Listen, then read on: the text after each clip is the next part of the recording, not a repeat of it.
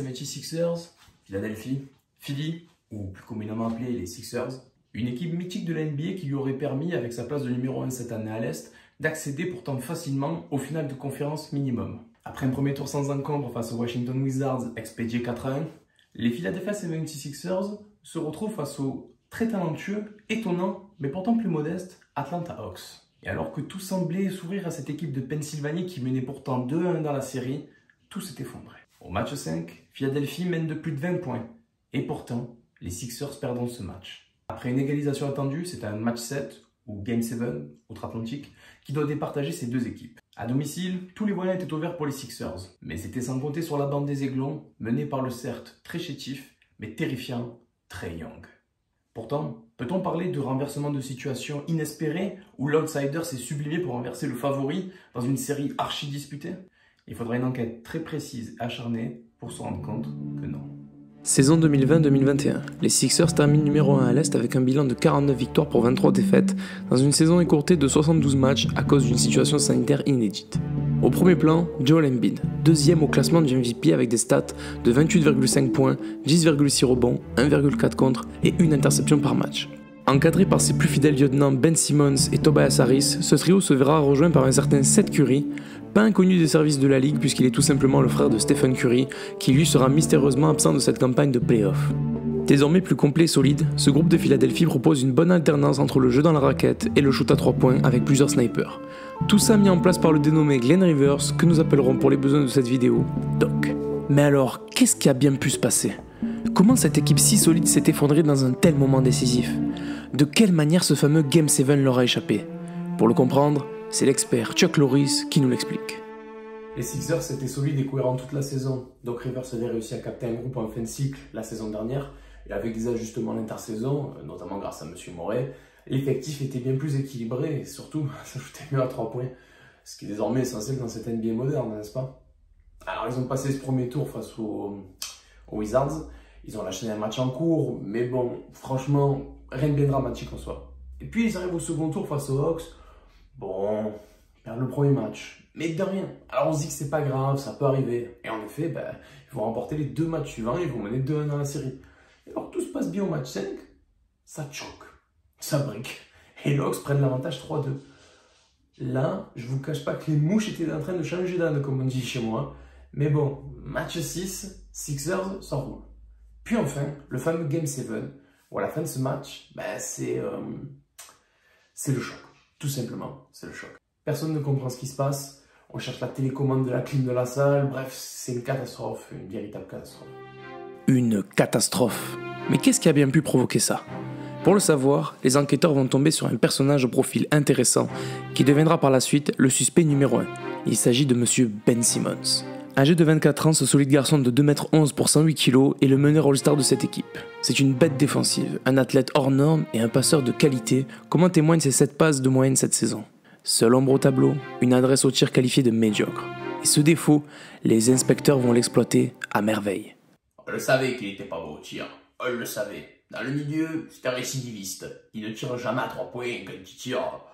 C'est avec une efficacité de 14%. Rendez-vous compte, 14%, c'est-à-dire rien, quoi. Et voilà, c'est franc, j'en parle même pas. C'est le Shaquille O'Neal des temps modernes, tout simplement. Et vous doutez bien, si nous, on s'en est rendu compte, le gang des Aiglons, calmement, évidemment. Évidemment, on a exploité à 100% cette faille en verrouillant la raquette et en l'envoyant le plus possible sur la ligne. Puis une fois que le mental en avait pris un coup, c'était tout bénef pour nous. Bon, ok, il défendait bien, mais bon... Comme Trae Young est très bon, il a pu dominer son match-up quasiment tous les soirs. Pour corroborer ses propos, il suffit de voir les statistiques accablantes de Simmons sur cette série. En termes de lancers francs, il en a converti 15 sur 45 contre les Hawks, soit 33%. Il pointe à 34% de réussite sur l'ensemble des playoffs, un record de nullité pour un joueur avec au moins 70 tentatives. Son blocage avec le tir le plus simple du basket l'a poussé à s'effacer dans des fins de match serrés. Il n'a pas pris sa chance une seule fois dans les 4e quart-temps des 4 derniers matchs. Pas assez agressif, Ben Simmons a été limité sous les 10 points à 4 reprises sur cette série. Il a terminé le Game 7 crucial avec 5 petits points. Il boucle cette campagne avec 11,9 points, 7,9 rebonds et 8,8 passes. Ce qui reste indigne d'un joueur de son statut, du moins au scoring. Mais pourtant, est-ce vraiment le seul responsable? Les enquêteurs se pencheront par la suite sur un autre cas des Sixers, Glenn Rivers alias le Doc.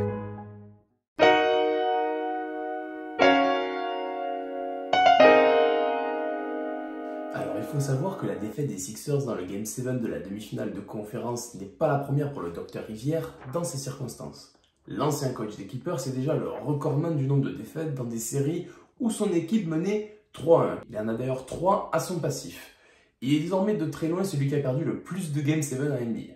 Monsieur Rivière a coaché à 15 reprises dans ces circonstances et a perdu 9 fois. Pire, 5 de ces 9 défaites ont lieu à domicile pour ses équipes. Derrière lui, on retrouve Pat Riley qui a connu 5 fois la défaite, dont 2 fois à la maison. Le simple fait qu'il a dû passer par 15 Game 7, 4 de plus qu'un monstre sacré comme Pat Riley, c'est déjà déroutant. Il a au passage égalé la plus longue série de défaites dans des Game 7 de Rick Adelman, qui était de 4 de rang. Ce qui démontre de ce fait la fragilité accablante de cet entraîneur dans des moments cruciaux et dont certains observateurs qualifieront de fraude.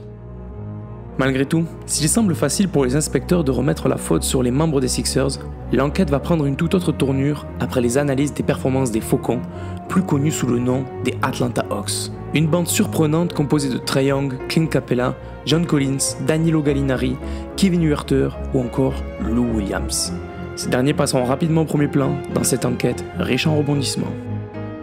Quand je reprends l'équipe, quand le coach reprend l'équipe, on se dit que c'est le début d'une blague. Il y a un Suisse, un Italien, un Serbe, un Roux, un Polygame, bref, c'est le bordel, on comprend rien.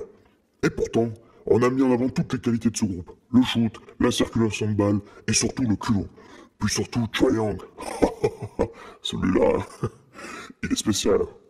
Trae Young, 1m85 pour 81 kg, un meneur qui a déjà montré tout l'étendue de son talent ainsi que sa grosse paire lors du tour précédent face aux New York Knicks.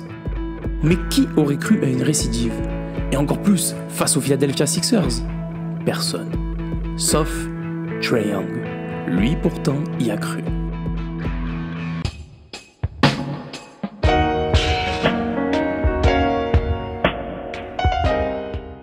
Sur la série, il va faire un carnage avec des stats de 29 points et 11 passes, avec des pourcentages, certes, plus faibles qu'à l'accoutumée, mais somme toute corrects. Un flotteur dévastateur, des tirs du parking, des alley-oops pour ses copains Capela ou encore Collins, tout y passe. Mais Trae Young n'agit pas seul, il est entouré de 5 camarades, tous à plus de 10 points de moyenne sur la série.